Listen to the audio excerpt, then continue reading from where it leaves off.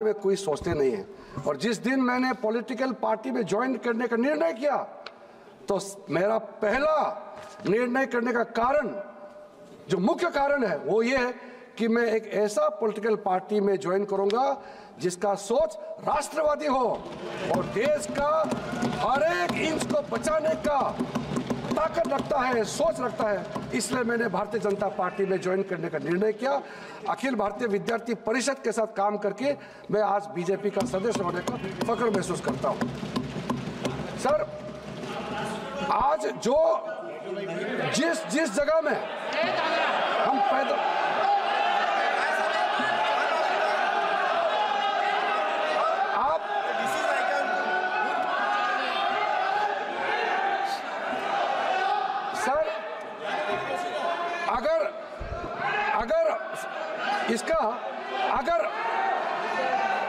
एक minute sir, मैं आपको कहना चाहता हूं, अगर इनका उम्र और मेरा उम्र बराबर होता तो मैं बहुत कुछ कहना चाहता हूं, लेकिन उम्र का लिहाज से मैं आपको नहीं कहना चाहता हूं, इज्जत देता हूं। सीनियर को इज्जत करो। She is my senior, I will not speak much. आप बैठ जाइए। हो गया।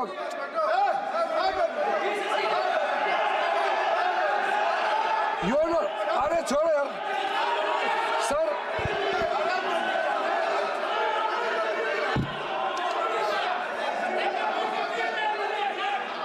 एक मिनट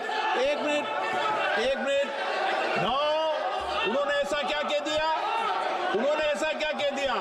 कोई असंसदीय बात नहीं की उन्होंने, माननीय मंत्री जी, कोई असंसदीय बात नहीं की। उन्होंने कहा कि उनकी उम्र मेरी उम्र होती, तो यही तो कहा, कोई असंसदीय बात नहीं की। माननीय मंत्री जी, अध्यक्ष महोदय, आज मैं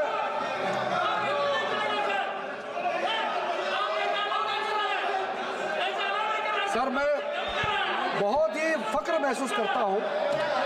आज बचपन में जिस गांव में मैं पैदल चलता था, जिस जगह मैं बचपन में पैदल जाके 6-6, 7-7 दिन लगते थे, आज 3-4 घंटे में मैं गाड़ी से पहुंचता हूं। ये बदलाव हमने 10 सालों में देखा। अध्यक्ष महोदय,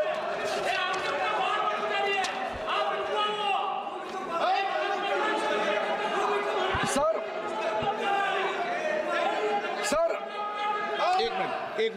एक मिनट बैठिए प्लीज नो, बस करते हैं, प्लीज बैठिए।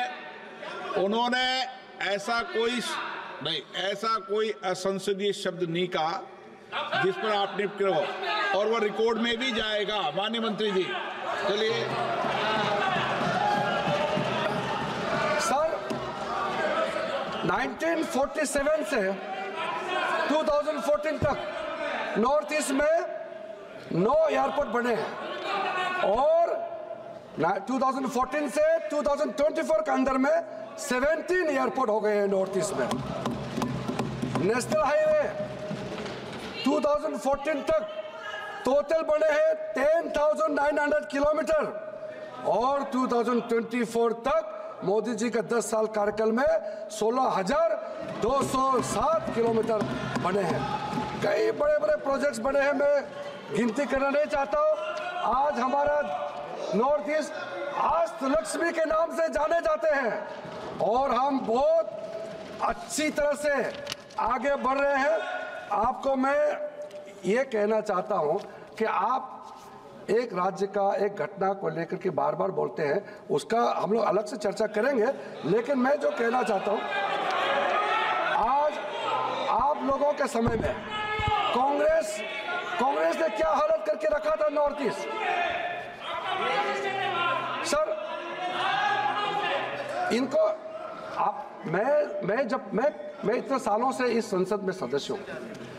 2014 तक आपको मालूम है सर, आप भी ये सुन के अच्छा नहीं लगेगा, दुनिया में जितना भी बता दो, दुनिया में जितना भी जो मिलिटेंट ऑर्गेनाइजेशंस है, ये मैं कहते हुए फख्र नहीं कर रहा हूं, दुनिया में जितना भी मिलिटेंट ऑर्गेनाइजेशन है उसकी संख्या सबसे ज्यादा हमारे नॉर्थ ईस्ट में थे 2014 तक। आपने ऐसा बना दिया था नॉर्थ ईस्ट को, एक स्टेट से दूसरा स्टेट जाने में। हाँ, मैं सारा ऑथेंटिकेट कर दूंगा। इतना ज्यादा संगठन बना के रखा था इन्होंने नॉर्थ ईस्ट को ध्यान ही नहीं दिया। इनके लिए तो नॉर्थ ईस्ट एग्जिस्ट ही नहीं करते हैं। ये कांग्रेस पार्टी आज बात कर रहे हैं, प्रधानमंत्री जितने बार नॉर्थ ईस्ट जाते हैं, उनके प्रधानमंत्री चलिए उनके मंत्री भी नहीं जाते थे नॉर्थ ईस्ट में इनके समय में, और आज यहाँ बैठ करके घरेलू आंसू बहाने का काम करते हैं। दिल्ली में मिलते भी नहीं थे सर, कल सर तो इन्होंने संविधान के बारे में तो कल ज्यादा जिक्र नहीं किया, मैं समझ सकता हूं। कांग्रेस पार्टी संविधान के बारे में ज्यादा जिक्र नहीं किया, उसका कारण है, लेकिन मैं थोड़ा बताना चाहता हूं उन्होंने क्यों जिक्र नहीं किया। कॉन्स्टिट्यूशन अमेंडमेंट 106 बार जो हुए हैं, मैं उसको बताना चाहता हूं। आप संविधान बदलने का जो बात करते हैं, संविधान बदलने का प्रक्रिया भी संवैधानिक है। कॉन्स्टिट्यूशन अमेंडमेंट तो होते आए हैं। कांग्रेस यूपीए के समय में टोटल कॉन्स्टिट्यूशन अमेंडमेंट आपने 75 टाइम्स किया है, और एनडीए बीजेपी के टाइम में भी हुए हैं, 25 टाइम्स हुए हैं। जनता दल के नेतृत्व में जब सरकार बने 7 बार हुए हैं, जनता पार्टी के समय में 2 बार हुए हैं। फर्क क्या है? फर्क जानना चाहिए। संवैधानिक बदलाव क्यों किया गया था? आपने संविधान को अमेंडमेंट किया,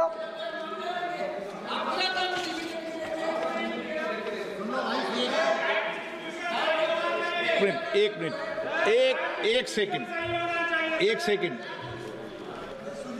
आप, मैं फिर आपको आग्रह करता हूं, और फिर विनम्र आग्रह कर रहा हूं कि आप कई बार बैठे बैठे आसन पर टिप्पणी करते हैं कि इनका समय खत्म हो गया। आपको पता है कि इनका समय खत्म हो गया? 5 घंटे 18 मिनट भारतीय जनता पार्टी का समय है, ठीक है ना? और आप सब अगर ये चाहते हैं कि बिल्कुल समय से बोलने दिया जाए, तो आगे भी ये व्यवस्था कर दूंगा मैं। हाँ, ठीक है। तो उनका समय अभी पूरा है, 5 घंटे 28 मिनट समय है। माननीय राजनाथ सिंह जी और ये मिलाकर अभी ये बोले हैं कितने, 1 घंटा 63 मिनट पहले वाले वक्ता बोल चुके हैं। कितना? 1 घंटा 63 मिनट कुल वक्ता।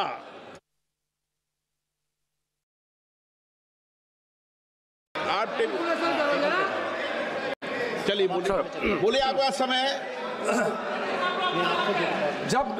जब मेरा समय समाप्त होगा, अध्यक्ष जी मुझे बता देंगे तो मैं बैठ जाऊंगा। अध्यक्ष जी ने आपको भी टाइम दिया है, हमको भी टाइम दिया है। देखो, समय संख्या से तय होता है, मैंने समय अपने आप से मर्जी से नहीं लिया है। सर, मैं कह रहा था, सर, संवैधानिक बदलाव, संविधान में जो अमेंडमेंट होते हैं, वो आपने भी किया है, हमने भी किया है। आपने ज्यादा किया, हमारा कम है, लेकिन मैं केंद्रित किस बात में करना चाहता हूं। आपने अमेंडमेंट किस लिए किया था? 39 कॉन्स्टिट्यूशन अमेंडमेंट क्यों किया? वो इलाहाबाद हाई कोर्ट ने जो इंदिरा गांधी जी के खिलाफ जजमेंट दिया, उसको बदलने के लिए आपने संविधान को आपने 42nd अमेंडमेंट क्यों किया? संविधान को, जो प्रियम्बल को बदलने के लिए आपने 42nd अमेंडमेंट संविधान को किया है। हमने संविधान बदलाव किया, महिलाओं को आरक्षण देने के लिए संविधान का बदलाव किया। हमने संविधान का बदलाव किया है, ओबीसी को कॉन्स्टिट्यूशन दर्जा देने के लिए हमने संविधान का बदलाव किया है। संविधान बदलाव का भी कारण जानना चाहिए। आप बिना कारण कैसे बोलते हो? शाहबानों को कानून बदलाव, अब शाहबानों को, मुस्लिम महिलाओं को जो अधिकार मिलना चाहिए, उसको रोकने के लिए आपने संविधान का बदलाव किया। फर्क है संविधान बदलाव में। सर, आपने राष्ट्रपति शासन कितना बार लगाया आपको मालूम है? इतना ज्यादा लगाया आप भूल गए होंगे।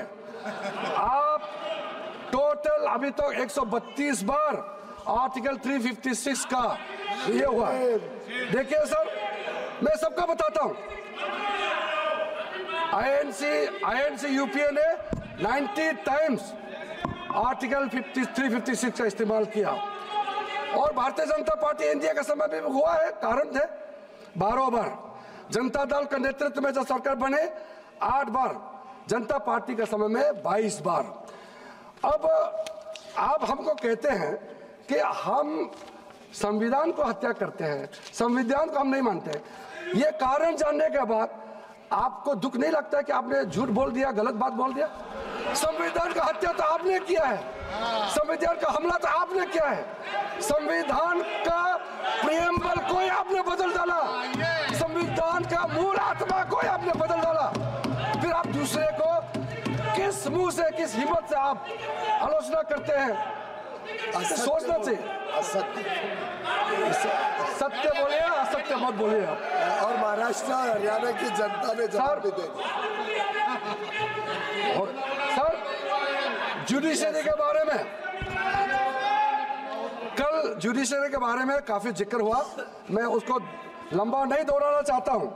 सर, मैं संविधान को जब चर्चा कर रहे हैं, देखिए आप चिंता मत कीजिए, मैं 10 मिनट में समाप्त कर दूंगा, अभी समाप्त कर दूंगा। दर्द हो रहा है इनको, दर्द हो रहा है।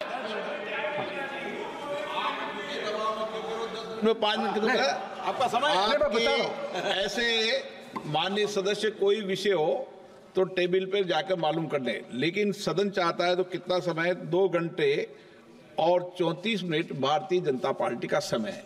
बोलिए माननीय मंत्री जी। अध्यक्ष महोदय जी, संविधान के बारे में बात करते समय, संविधान के बारे में चर्चा करते समय भी और चर्चा नहीं करते समय भी संविधान का सम्मान करना हम सबका जिम्मेदारी है।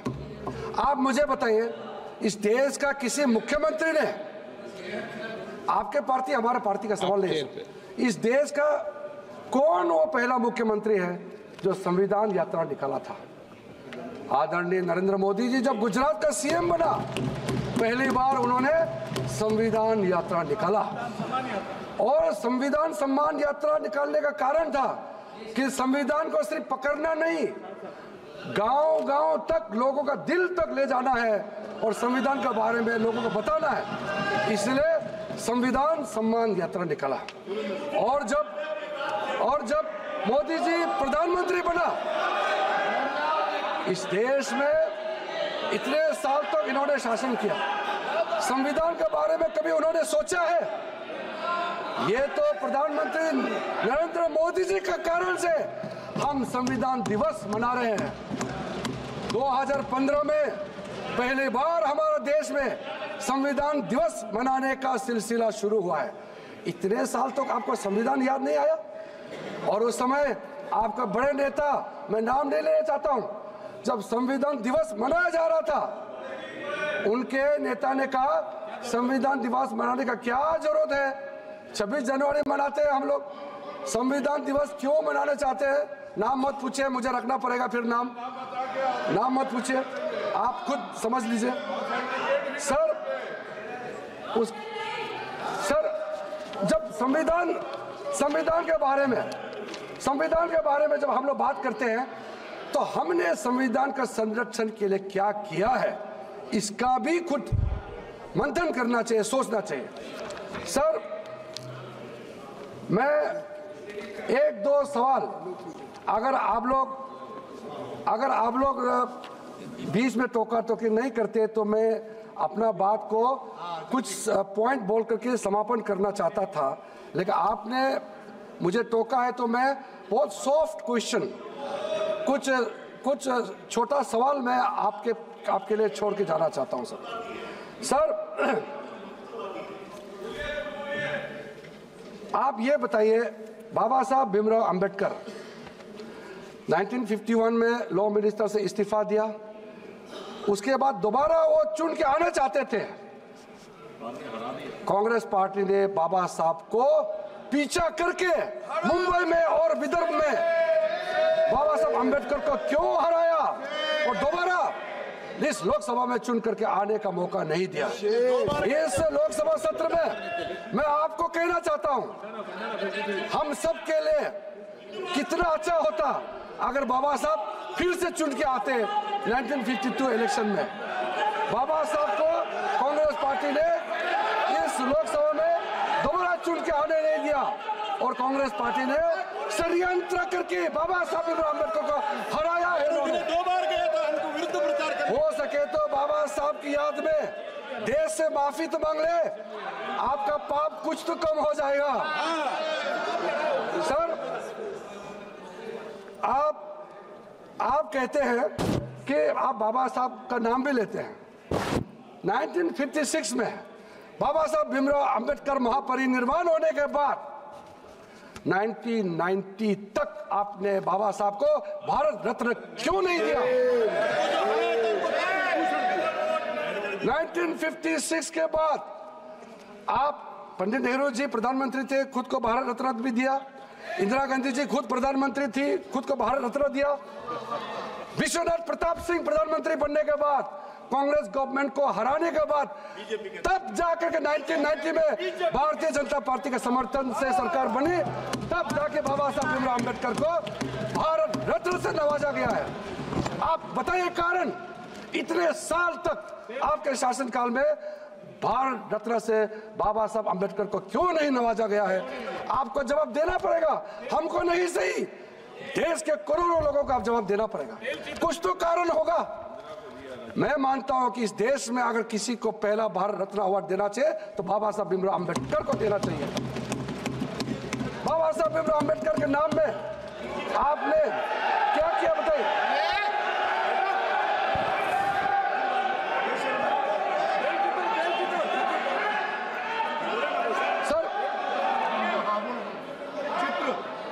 प्रधानमंत्री मोदी जी ने जो काम किए, स्कीम चलाया, बाकी को मैं नहीं कहना चाहता हूं, बहुत लंबा हो जाएगा। लेकिन बाबा साहब भीमराव अम्बेडकर के संबंध में मैं ये कहना चाहता हूं, प्रधानमंत्री मोदी जी ने तीर्थ स्थल, 5 तीर्थ स्थल का जो प्रमुखता दिया है, उसके बारे में मैं कहना चाहता हूं। सर, मऊ में जहां बाबा साहब भीमराव अम्बेडकर का जन्म हुआ था, मध्य प्रदेश में, वो जन्मभूमि तीर्थ स्थल जो है बाबा साहब का जन्मभूमि के नाम से विकसित किया जा रहा, क्योंकि पहले से था, उसको और भव्य तरीके से आगे विकसित किया जा रहा। लंदन में जहां बाबा साहब भीमराव अम्बेडकर, जहां वो वकालत पढ़ाई किया, जिस घर में रह करके, मैं जब गृह राज्य मंत्री था तब भी उस घर में गया, मैं जब खेल मंत्री था तब भी गया, मैं जब कानून मंत्री बने तब भी गया। उस घर को मोदी जी के नेतृत्व में महाराष्ट्र सरकार ने खरीद करके उस घर को बाबा साहब अम्बेडकर के नाम में अम्बेडकर मेमोरियल म्यूजियम बना करके बाबा साहब का सम्मान देने का काम किया है। उसको हमने शिक्षा भूमि का नाम दे करके आज वहां पूजा करने जाते हैं। दुनिया के लोग बाबा साहब को सोच कर समझने के लिए दीक्षा भूमि और शिक्षा भूमि में जाते हैं। और सर, जिस स्थान में बाबा साहब का परिनिर्वाण हुए थे, उस घर को बाबा साहब का परिनिर्वाण भूमि के नाम से विकसित किया जा रहा है। इस देश में दिल्ली के अंदर में बाबा साहब अम्बेडकर इंटरनेशनल मेमोरियल जो बड़ा हॉल सेंटर बना है, आप जाके देखिए किस भव्य से वो स्थल का विकसित किया गया है। मैं अभी पिछले महीने मैं मुंबई गया, मुंबई जाकर के चैत्य भूमि में गया और चैत्य भूमि के सारे भिक्षुओं से मैंने मिला। आप लोग बीच बीच में बोलने से कोई फायदा नहीं, मेरा बात रिकॉर्ड में जा ही रहा है, सब सुन रहे हैं। सर, मैं चैत्य भूमि में जाकर के बता के आया, मैं माइनॉरिटी अफेयर्स का मंत्री हूं, अल्पसंख्यक मंत्रालय का भी मैं जिम्मेदारी हूं, मैं एक बौद्ध भी हूं। बाबा साहब ने बौद्ध धर्म का दीक्षा लिया और मैं पहला बौद्ध मंत्री, कानून मंत्री बना और एक ट्राइबल, मैं इस देश का कैबिनेट मंत्री के रूप में बाबा साहब का कुर्सी में बैठने का काम किया। तब मेरा जिम्मेदारी बनता है मैंने चैत्य भूमि में जो मैनेजमेंट के साथ बात करके कहा है कि बाबा साहब की चैत्य भूमि है, इसका विकसित बाबा साहब के सम्मान में उस स्टैंडर्ड से होना चाहिए। और हमने उनको कह दिया मोदी जी के नेतृत्व में आपको जो भी मदद चाहिए हम लोग प्रदान करेंगे। सर आपको भी अच्छा लगेगा, दिल से लगे ना लगे लेकिन कम से कम बोल दीजिए, आपको भी अच्छा लगेगा। हमको तो अच्छा लगेगा है। इंदू मिल मुंबई में 430 फीट ऊंचाई का अंबेडकर स्टेचू जो बनने जा रहा है, वो अब तक बन गए होते लेकिन उसका लंबाई को और बढ़ाने के लिए परिवारजनों ने रिक्वेस्ट किया है, तो इसलिए उसका ऊंचाई बढ़ाने में थोड़ा सा समय लग गया। लेकिन जब 2026 में उस अरब सागर के तट में मुंबई में 430 फीट ऊंचाई का बाबा साहब अंबेडकर का मूर्ति जब खड़ा होगा, सब देख करके अच्छा लगेगा कि ये बाबा साहब का मूर्ति 25-30 किलोमीटर दूर से भी दिखाई देगा और हमको बाबा साहब का कदमों पे चलने के लिए और प्रेरित मिलेगा। ऐसा भव्य वहां पे मूर्ति बनाया जा रहा है। सर इसी बाबा साहब के नाम से मैं, अब बाबा साहब का नाम बोलने से भी आपको आपत्ति है?